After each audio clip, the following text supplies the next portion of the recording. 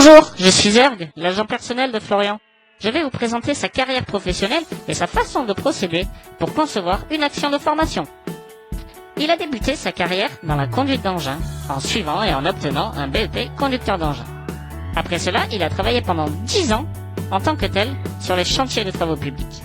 Dernièrement, il a suivi un parcours de formation individualisé en alternant les temps entre le lieu de stage et le centre promote. Dans le cadre de ce parcours, Florian a animé une formation à partir d'une demande.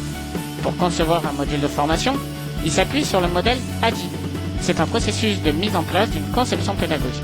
Ce modèle se divise en 5 phases successives et itératives. L'analyse, le design, le développement, l'implantation et l'évaluation.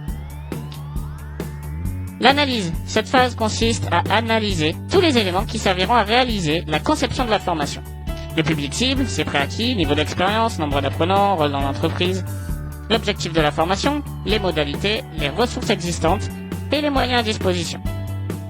Design, c'est la conception de la formation. Cette phase consiste à construire la progression pédagogique, le scénario, ordre, contenu, outils, à définir les objectifs pédagogiques, à créer les évaluations, etc.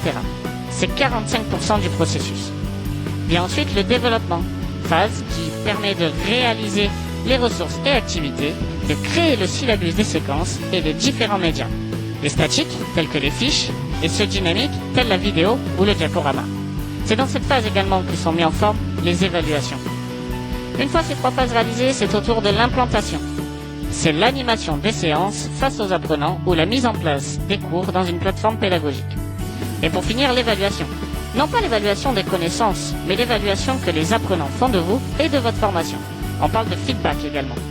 Cette phase, qui est la boucle de rétroaction, permet d'analyser et d'améliorer ces pratiques. Vous aurez bien compris que ce modèle est sans fin. À chaque fin de formation, après la 5e phase, en fonction des retours, des améliorations sont apportées au dispositif, ce qui amène à reprendre chaque phase. Je vais vous détailler la première étape de ce processus, l'analyse. Elle permet de rassembler un certain nombre d'informations qui servent à orienter le projet de formation. Suite à une demande de formation en gestes et postures, Florian est allé questionner le formateur afin de se renseigner sur le public, les besoins et les moyens. Le public. 4 gouvernantes en préparation d'un titre professionnel, gouvernantes en hôtellerie, dont 2 d'entre elles étaient issues de l'hôtellerie de luxe et 2 qui avaient travaillé dans des villages vacances.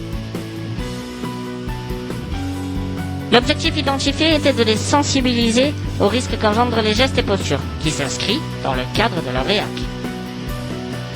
Florian a disposé de 3 semaines pour préparer cette action de formation, qui a été animée pendant 3 heures. Cette action de formation, animée en présentiel, s'est déroulée dans une salle de cours équipée d'un TBI, ainsi qu'une chambre d'application. Elle était équipée d'un aspirateur, d'un escabeau et d'un chariot. Cette analyse lui donne tous les éléments nécessaires pour passer à la phase suivante du modèle ADI. Assez parlé, je rends la main à Florian. Merci de m'avoir écouté et à bientôt.